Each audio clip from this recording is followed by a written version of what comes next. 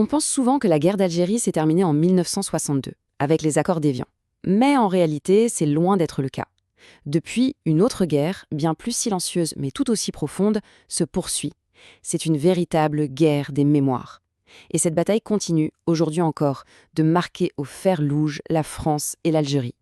C'est ce qu'on va explorer ensemble. Regardez cette phrase d'Albert Camus, écrite en plein conflit, en 1956, c'est saisissant. Il sentait déjà cette force souterraine, cette colère qui couvait et qui ne demandait qu'à exploser. Ça nous donne une idée de la profondeur de la blessure, un passé qui, clairement, refuse de se laisser oublier. Et c'est là toute la question.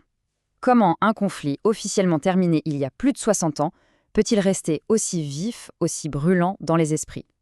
La réponse, en fait, est complexe, parce qu'elle ne touche pas seulement à l'histoire avec un grand H, mais à l'histoire intime de millions de personnes. Ce chiffre, il est énorme, 7 millions. C'est le nombre de personnes en France qui, aujourd'hui, ont un lien direct et personnel avec l'histoire et la mémoire de l'Algérie. On parle des Pieds-Noirs, des immigrés algériens, des harkis, des anciens soldats, et bien sûr de leurs enfants et petits-enfants. Du coup, on comprend tout de suite que ce n'est pas une simple affaire d'archives, c'est une question de chair et de sang.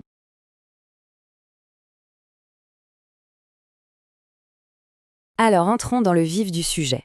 Le cœur du problème, c'est qu'il n'y a pas une histoire de la guerre d'Algérie. Il y en a plusieurs. C'est une collision de passés, de récits, souvent traumatisants, qui s'entrechoquent et qui n'arrivent pas ou très difficilement à coexister. Pour vraiment comprendre de quoi on parle, il y a ce concept clé, les mémoires parallèles. C'est une super image.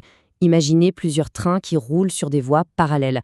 Ils traversent le même paysage au même moment, mais depuis chaque train, la vue est différente. Et surtout, les trains ne se croisent jamais. C'est exactement ça. Chaque groupe a vécu la même histoire, mais de son propre point de vue, et est persuadé que sa vision est la seule qui soit.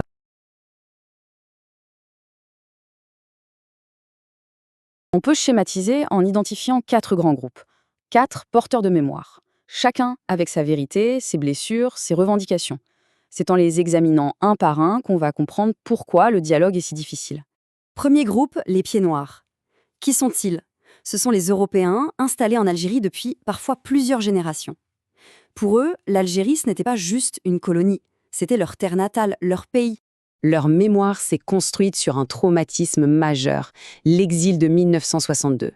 Imaginez, en quelques mois, près d'1 million de personnes doivent tout abandonner, la valise ou le cercueil. Arrivés en métropole, beaucoup ont été accueillis avec méfiance, voire hostilité. Ils ont ressenti une double peine, la perte de leur pays et le sentiment d'être rejetés par leur patrie. C'est vraiment ça le point central, cet abandon. Deuxième groupe, au destin particulièrement complexe, les harkis. Il s'agit des Algériens qui se sont engagés aux côtés de l'armée française durant la guerre. L'histoire des harkis est sans doute l'une des plus tragiques. Considérés comme des traîtres par le nouveau pouvoir algérien, ils ont été massivement abandonnés par la France après 1962. Des dizaines de milliers ont été massacrés en Algérie. Ceux qui ont réussi à passer en France ont été parqués dans des camps, dans des conditions terribles. Leur mémoire, c'est donc celle d'une double trahison et d'un combat incessant pour la reconnaissance et la réparation. Troisième groupe, les soldats français. Et attention, on parle de près d'1,5 million de jeunes hommes, la plupart des appelés, qui ont fait leur service militaire là-bas.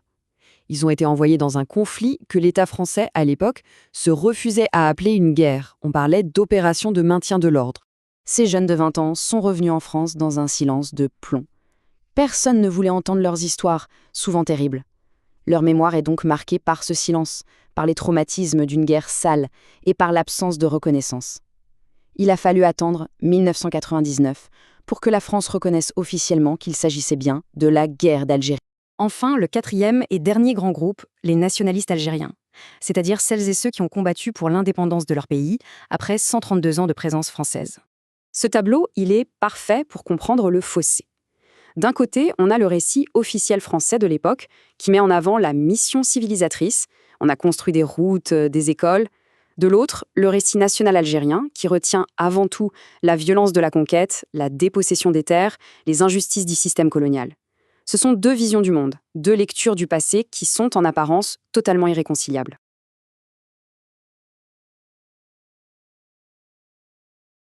Après 1962, la France a tout fait pour imposer l'oubli. On a voulu mettre un couvercle sur cette histoire. Mais un passé aussi lourd, ça ne s'enterre pas comme ça. Voyons comment on est passé d'un silence quasi total à une véritable éruption des mémoires. Pour éviter que les tensions ne débouchent sur une sorte de guerre civile en France, le général de Gaulle a fait passer des lois d'amnistie. Le but était simple, on efface tout et on recommence. On tourne la page de force pour préserver l'unité du pays. Le problème, c'est que ça a créé une chape de plomb, une amnésie collective, qui a empêché les traumatismes d'être reconnus et traités. Et puis, dans les années 80, le couvercle a sauté. La cocotte minute a explosé. Ce sont souvent les enfants, la deuxième génération, qui ont commencé à briser le silence. Chaque groupe s'est organisé. Les enfants d'immigrés, les associations de pieds noirs, les harkis, les anciens combattants. Chacun a commencé à réclamer que son histoire soit entendue. La guerre des mémoires devenait publique.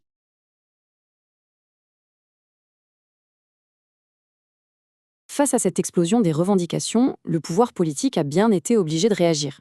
Mais on va voir que cette évolution a été extrêmement lente, prudente et s'est faite pas à pas.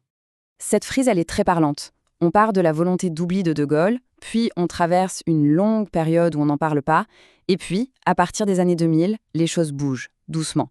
Chirac fait un premier pas important, Hollande reconnaît un massacre d'État à Paris, et Macron va encore plus loin en parlant de la responsabilité de l'État dans l'usage de la torture. Chaque étape est une petite victoire pour une des mémoires.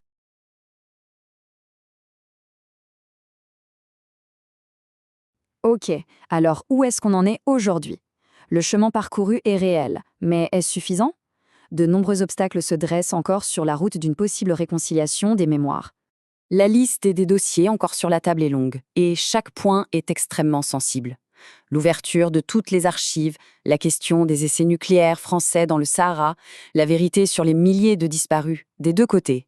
Tant que ces questions concrètes ne sont pas traitées avec courage, la paix des mémoires restera un objectif lointain.